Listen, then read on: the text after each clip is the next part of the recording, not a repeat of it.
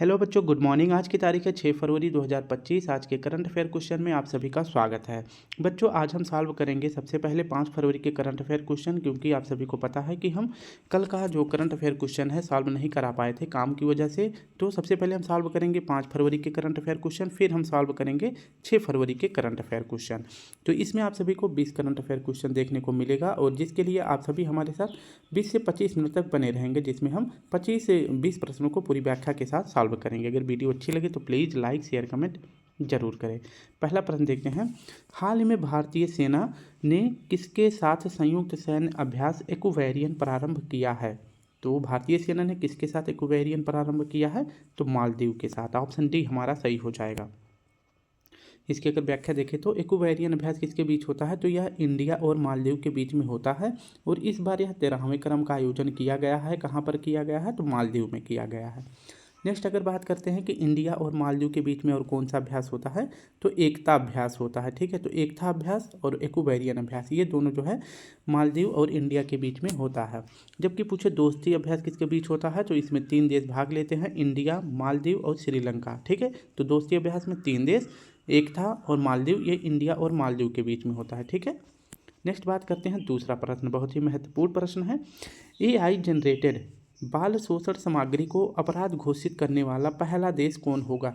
तो AI से जो भी पोर्नोग्राफी बाल शोषण सामग्री के लिए तैयार किया जाता है, तो इस प्रकार का कोई भी व्यक्ति अगर पोर्नोग्राफी शूट करता है, यानी कि बाल शोषण की सामग्री के रूप में बनाता है, तो उसको जो है अपराध के से अंतर्गत रखा जाएगा। और ऐसा करने वाला पहला देश कौन सा बन गया है? तो ब्रिटेन बन गया है। ठीक है, आप सभी ने देखा होगा कि रश्मिका मंदाना के ऊपर किस प्रकार से AI का यूज करके उनके ऊपर जो है किस प्रकार से वीडियो बनाया गया था। तो इस तरह से अगर कोई AI जनरेटेड जो है बाल शोषण सामग्री तैयार करता है, तो UK की सरकार ने जो है इस प्रकार की सामग्री को जो है बनाने वाले को अपराध की श्रेणी में रखा है, और इस प्रकार का कानून जो है 1 फरवरी 2025 से UK में लागू हो गया है।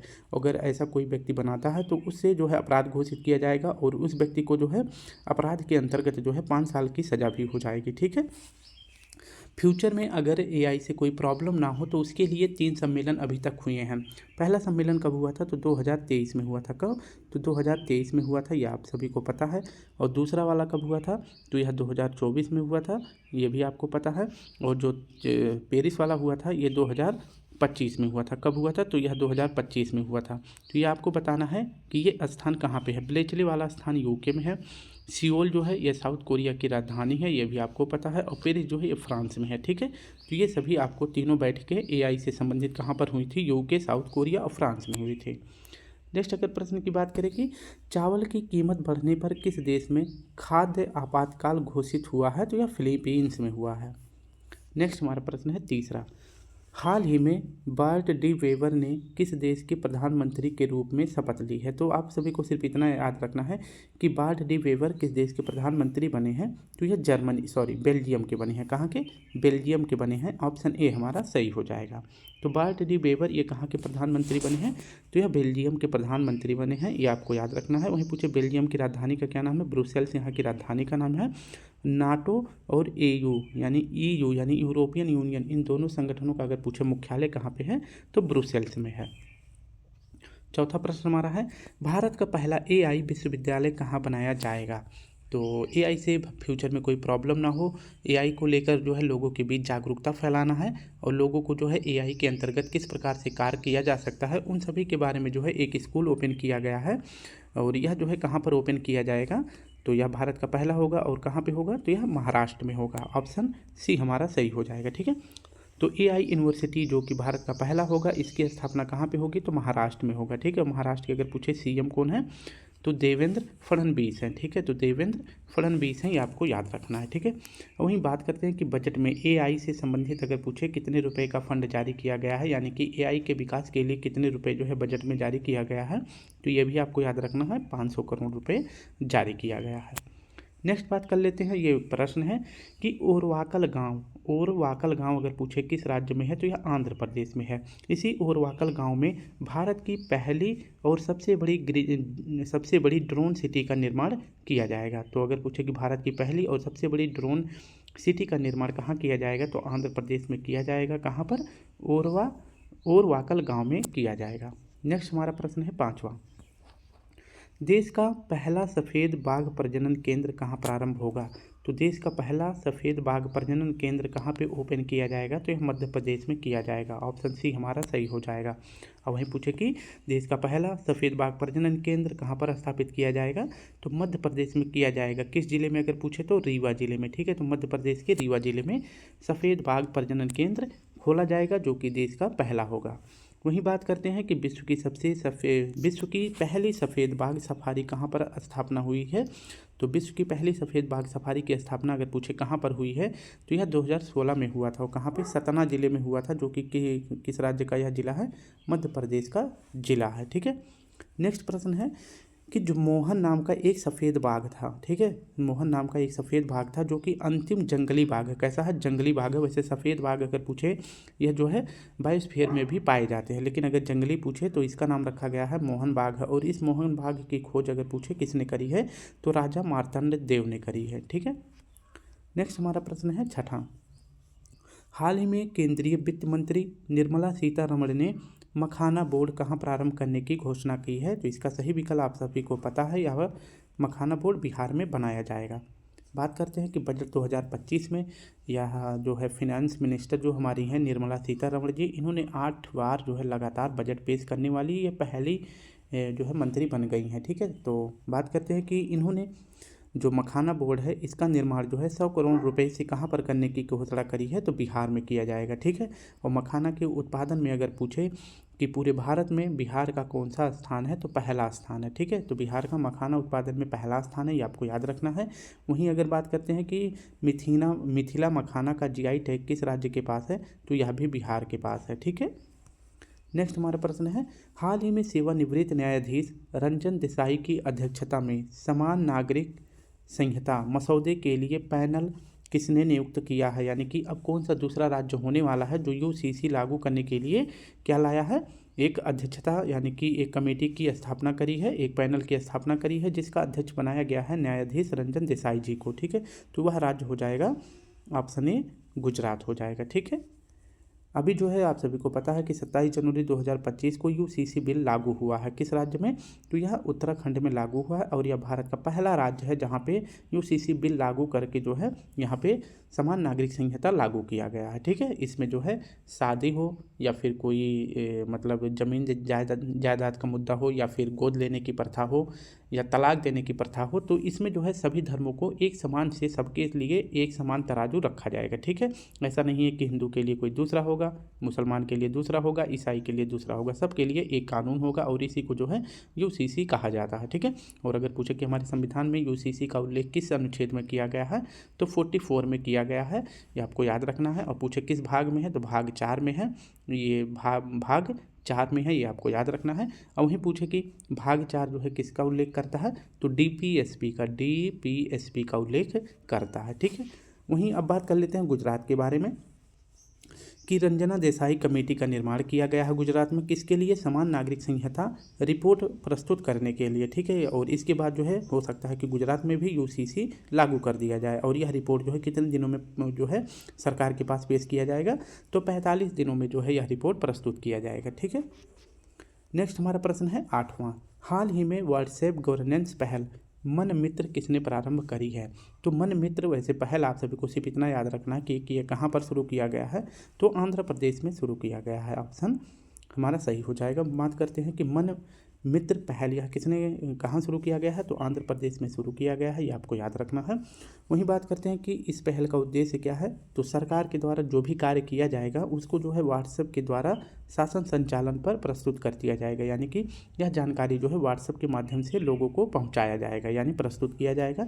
और इस पहल में जो है जो भी सरकार के 36 विभाग हैं उनकी जो है 161 सेवाएं जो हैं उसको जो है व्हाट्सएप पे लॉन्च किया जाएगा। यानी अगर कोई व्यक्ति चाहता है कि सरकार जो है कौन सा कार्य करी है, तो वह जो है व्हाट्सएप पे जाके जो है इस नंबर पे व्हाट्सएप करेगा और चैट करेगा, चाहे वह इंग्लिश में करे या तेलुगु में, 2 ही भाषा जो है चैट करने के लिए अवेलेबल किया गया है आंध्र प्रदेश सरकार के द्वारा। और उस पर जो है सरकार की जो भी योजनाएं हैं इस नंबर पे जो है आप सब जब मैसेज करेंगे आंध्र प्रदेश के वासी, तो उनको जो है सरकार की सारी सूचनाओं के बारे में जानकारी मिल जाएगी, और इसी को जो है मन मित्र पहल कहा गया है। ठीक है, और यह अगर पूछे कि यह पहल कहाँ से लॉन्च किया गया है, तो आंध्र प्रदेश की राजधानी अमरावती से लॉन्च किया गया है।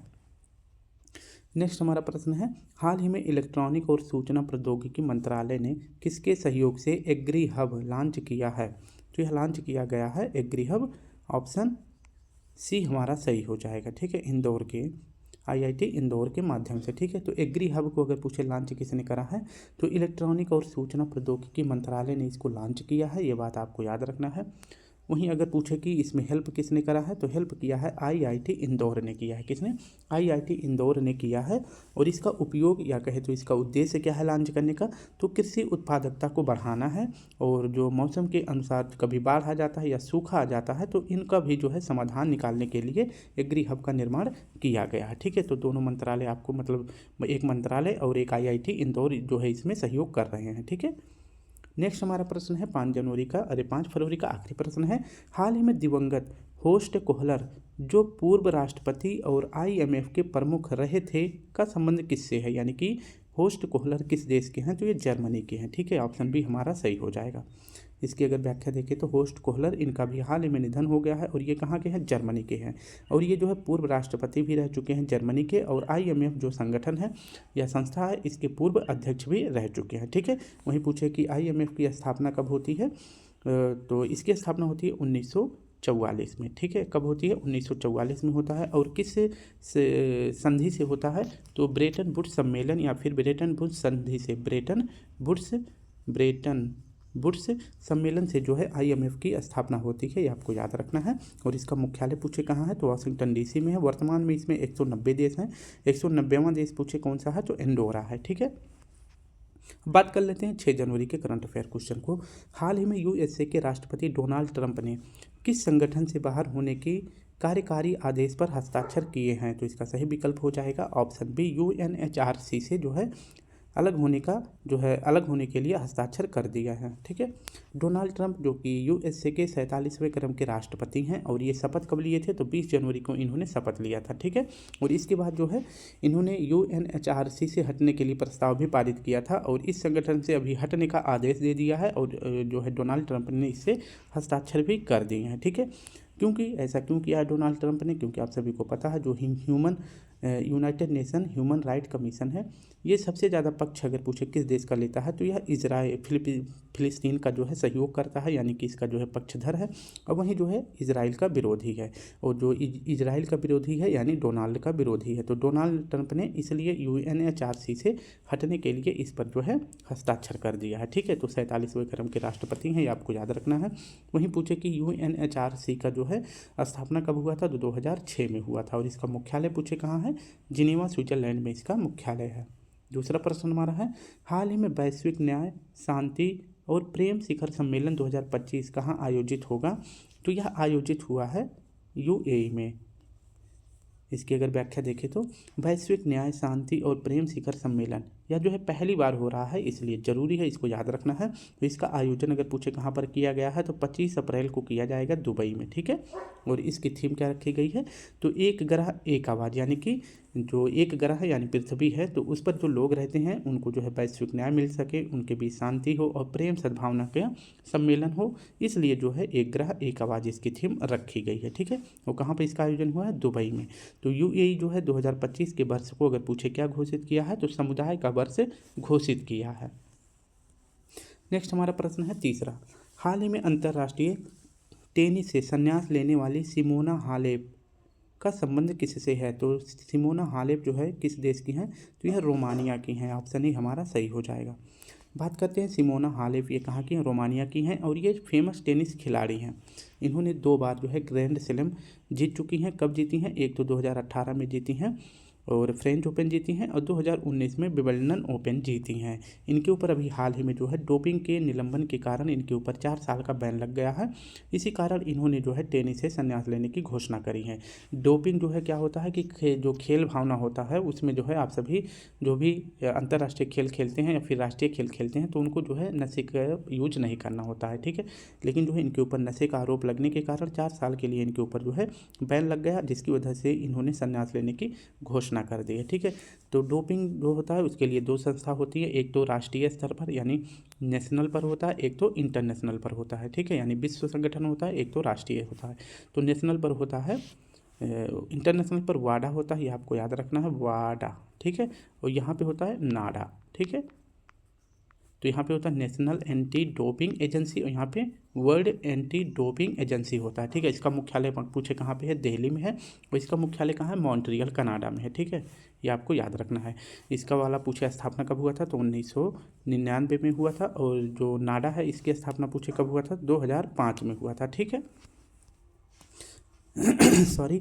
हाल ही में चर्चा में रहे संयुक्त सैन्य अभ्यास ट्रोपेक्स 2025 का आयोजन किसने किया है, तो इसका सही विकल्प हो जाएगा भारत ने किया है। इसकी अगर व्याख्या देखें, बहुत ही महत्वपूर्ण क्वेश्चन है। ट्रोपेक्स 2025 यह जो है भारत का अभ्यास है और यह नौसेना का सबसे बड़ा अभ्यास है, और यह 2 वर्षीय है, यानी कि यह 2 साल में एक बार आयोजन इसका किया जाता है। इसका आयोजन पूछे कहाँ किया गया है, तो हिंद महासागर में किया गया है। किस तट पर, तो पश्चिमी तट पर, यानी कि ये पूर्वी वाला तट हो जाता है, ये पश्चिमी तट हो जाता है, ठीक है। और इसमें अगर पूछे कि किस जहाज ने भाग लिया है भारत की तरफ से, तो इसमें 3 जहाज भाग लिए हैं। 3 जहाज कौन कौन से, INS विक्रांत, INS विशाखापट्टनम और INS सतपुड़ा, इसमें 3 जहाज भाग लिए हैं। और पूछे कि पहली बार जो है इस ट्रोपेक्स अभ्यास में जो है दोनों नौसेना की सेनाओं ने इसमें भाग लिया है, जो कि पूर्वी और पश्चिमी बेड़ा इसमें भाग लिया है एक साथ, ठीक है। तो पूर्वी वाला ये हो जाता है, P फॉर पूर्वी हो जाएगा और P फॉर पश्चिमी हो जाएगा, ऐसे 60 में याद रखेंगे, ठीक है। तो बात करते हैं कि जो पूर्वी बेड़ा है इसका मुख्यालय कहाँ पे है, यानी कि पूर्वी बेड़ा का मुख्यालय यहाँ पे है विशाखापट्टनम में, B फॉर विशाखापट्टनम में है। और जो पश्चिमी बेड़ा है इसका मुख्यालय पूछे कहाँ पे है, तो यहाँ पे है मुंबई में, ठीक है। तो ये दोनों भी आपको याद रखना है। और ट्रोपेक्स अभ्यास पूछे या किसके बीच होता है, तो नौसेना का यह सबसे बड़ा अभ्यास है, और आयोजन हिंद महासागर के पश्चिमी घाट पर किया गया है। हाल ही में अंतर्राष्ट्रीय वायु परिवहन संघ की रिपोर्ट के अनुसार भारत को वैश्विक घरेलू उड़ान भार रैंकिंग में कौन सा स्थान मिला है, तो भारत को पहला मिला है। बात करते हैं कि रिपोर्ट वैश्विक घरेलू उड़ान भार रैंकिंग, यह रिपोर्ट अगर पूछे किसने प्रस्तुत किया है, तो अंतर्राष्ट्रीय वायु परिवहन संघ ने यह रिपोर्ट जारी किया है। और इसमें पूछे कि किसके बारे में इसमें जानकारी दी जाती है या किस आधार पर जो है रैंकिंग प्रस्तुत की जाती है, तो यात्री लोड फैक्टर पर, यानी कि एक साल में जो है कितने यात्री जो है जहाज से उड़ान भरते हैं, इसी को जो है यात्री लोड फैक्टर कहा जाता है, और इसी आधार पर जो है रैंकिंग भी प्रस्तुत की जाती है। तो सबसे ज़्यादा यात्री लोड फैक्टर में भारत का रैंक जो है आया है पहला स्थान, ठीक है। इसमें जो है भारत में जो है 163 मिलियन यात्री जो है एक साल में हवाई यात्रा किए हैं, ठीक है। और वही दूसरा स्थान किसका है, तो USA का दूसरा स्थान है, और तीसरा स्थान चीन का है। छठा प्रश्न हमारा है, हाल ही में देश का पहला स्तन कैंसर संबंधी कैंसर जीनोम डेटाबेस किसने लॉन्च किया है, तो कैंसर जीनोम डेटाबेस जो है किसने लॉन्च किया है, IIT मद्रास ने किया है, ठीक है। कैंसर जीनोम डेटाबेस अगर पूछे किसने लॉन्च किया है, तो यह लॉन्च किया गया है IIT मद्रास के द्वारा, और यह किसके लिए है, तो स्तन कैंसर के लिए है, और पहली बार जो है यह डेटाबेस प्रस्तुत किया गया है। ये बहुत ही महत्वपूर्ण है। बात करते हैं कि जैसे हमारे देश में आप सभी को पता है कि कैंसर के मामले बहुत तेज़ी से बढ़ रहे हैं, तो इसमें बात करी गई है स्तन कैंसर के बारे में। तो पूरे भारत में स्तन के बारे में, किस प्रकार की महिलाओं में सबसे ज़्यादा स्तन कैंसर होता है, उसका इलाज क्या है, किन कारणों से होता है, इन सभी का जो है डाटा कलेक्ट करके जो है एक कैंसर जीनोम डेटाबेस प्रस्तुत किया गया है। किसके द्वारा, तो IIT मद्रास के द्वारा, जो कि पहली बार ऐसा डाटा कलेक्ट किया गया है जो है IIT मद्रास के द्वारा, इसलिए यह इम्पॉर्टेंट हो जाता है। बात करते हैं भारत में जो है 9 में से 1 व्यक्ति को कैंसर होने की संभावना है, ठीक है। इसमें जो है ऐसा नहीं है कि 9 में से 1 व्यक्ति को जो है कैंसर है, सिर्फ के एक संभावना करी गई है कि 9 में से 1 व्यक्ति को कैंसर होने की संभावना व्यक्त की गई है, ठीक है। वहीं पूछे कि 4 फरवरी को विश्व कैंसर दिवस मनाया जाता है।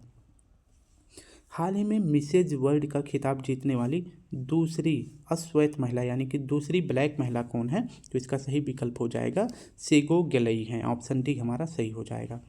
मिसेज वर्ल्ड जीतने वाली दूसरी अश्वेत महिला पूछे कौन है, तो सेगो गलई हैं, और ये कहाँ की हैं, साउथ अफ्रीका की हैं, ठीक है। और इस बार पूछे कि मिसेज वर्ल्ड का क्रम कौन सा था, तो ये 40वें क्रम का था। और दूसरी ब्लैक महिला कौन बनी है मिसेज वर्ल्ड, तो ये बनी है सेगो गलई बनी है, ठीक है, जो कि साउथ अफ्रीका की हैं। हाल ही में बोचा सनवासी अक्षर पुरुषोत्तम स्वामी नारायण संस्था ने दक्षिणी गोलार्ध के सबसे बड़े हिंदू मंदिर का उद्घाटन कहाँ किया है, तो इसका सही विकल्प हो जाएगा दक्षिण अफ्रीका में किया है। दक्षिणी गोलार्ध का मतलब हो जाता है ये हमारा हो जाता है भूमध्य रेखा, ठीक है, ये आपको याद रखना, ये भूमध्य रेखा हो जाता है। इसके नीचे का जो भी गोलार्ध पड़ेगा साउथ हेमिस्फीयर यानी कि दक्षिणी गोलार्ध ये हो जाता है, ठीक है।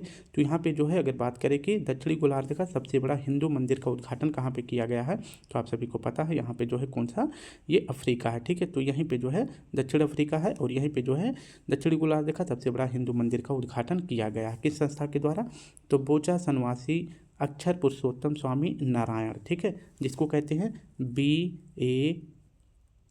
BAPSN, ठीक है। तो इसको जो है कहते हैं शार्ट में BPS कहते हैं शार्ट में। इसके द्वारा जो है साउथ अफ्रीका के जोहान्सबर्ग में, ठीक है, साउथ अफ्रीका के जोहान्सबर्ग में जो कि दक्षिण गोलार्ध में पड़ता है, सबसे बड़े हिंदू मंदिर का शुभारंभ किया गया है, ठीक है। ऐसा क्यों किया गया है, क्योंकि आप सभी को पता है कि हिंदू मंदिर का उद्घाटन करना यानी कि आध्यात्मिकता का प्रसार करना है, ठीक है, यानी कि लोगों के बीच और देश में या फिर विश्व स्तर पर शांति का प्रसार करें और लोगों के बीच भाईचारा उत्पन्न हो, इसके लिए जो है आध्यात्मिकता का प्रचार किया जाता है, ठीक है। तो साउथ अफ्रीका में सबसे बड़ा हिंदू मंदिर जो कि दक्षिणी गोलार्ध में है, इसका उद्घाटन पूछे कहाँ किया गया है, जोहान्सबर्ग में किया गया है। और जो ये संस्था है BAPS, इसके द्वारा जो है अक्षरधाम मंदिर जो कि दिल्ली में, इसका निर्माण किया गया है। UAE में भी हाल ही में एक मंदिर का उद्घाटन PM मोदी जी गए थे तो भी किया गया था। और USA के न्यू जर्सी प्रांत में भी एक मंदिर का उद्घाटन किया गया है। तो इन सभी का निर्माण जो है कौन सी संगठन करती है, BAPS करती है, ठीक है। 9वां प्रश्न हमारा है, हाल ही में ग्रीन रेटेड स्कूल से प्रमाणित पूर्वोत्तर के एकमात्र नामची PM श्री सरकारी स्कूल का संबंध किससे है। तो नामची पूछ रहा है कि स्थान कहाँ पे है, तो यह सिक्किम में है, जो कि पूर्वोत्तर का एकमात्र स्कूल है जो कैसा है, ग्रीन रेटेड है, ठीक है।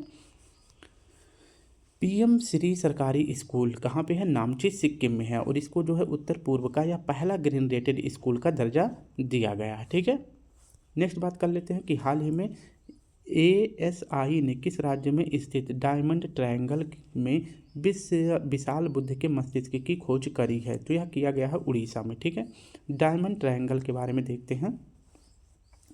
यह ट्रायंगल अगर पूछे कि किन स्थानों को जोड़कर बना है, तो एक हम पहले ट्रायंगल बना लेते हैं, ठीक है। तो यहाँ पे जो है 3 स्थान बना लिए हैं। यहाँ पे रत्ना हो जाता है, ठीक है, आरफा रत्ना हो जाएगा, यहाँ पे हो जाएगा ललितगिरी, ठीक है, ठीक है। तो ये ललितगिरी हो जाएगा और यहाँ पे उदयगिरी हो जाएगा, ठीक है।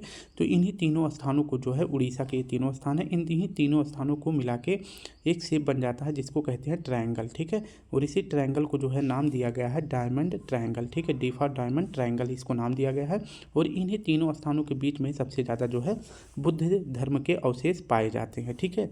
और यहीं पे जो है इन्हीं तीनों स्थानों के बीच में अगर बात करते हैं, एक भगवान बुद्ध की विशाल मस्तक का जो है खोज किया गया है, ठीक है। और इसकी जो किसके द्वारा किया गया है, तो ASI के द्वारा इसकी खोज करी गई है। वहीं पूछे कि ASI की स्थापना किसने करा है, तो कनिंघम ने किया है। और कब किया है, तो 1861 में किया है, ठीक है। तो बुद्ध के मस्तिष्क की सबसे विशाल मस्तक की खोज कहाँ पर की गई है, तो यह उड़ीसा में की गई है डायमंड ट्रायंगल में, जो कि रत्नागिरी, ललित और उदयगिरी के बीच के स्थानों को डायमंड ट्रायंगल कहा जाता है, ठीक है। तो स्टूडेंट इस प्रकार से हमने अपने सभी प्रश्नों को पूरी व्याख्या के साथ देख लिया है। अगर वीडियो अच्छी लगे तो प्लीज़ लाइक शेयर कमेंट जरूर करें। अगर आप सभी को इसका PDF चाहिए तो आप सभी हमारे टेलीग्राम लिंक को डाउनलोड कर लेंगे और यहाँ से इसका PDF एक बार खुद से रिवीजन करेंगे तो आप सभी को प्रश्न याद हो जाएगा। तो अपना ध्यान रखें, कल फिर मिलते हैं, तब तक के लिए आप सभी को प्यारा सा जय हिंद, जय भारत।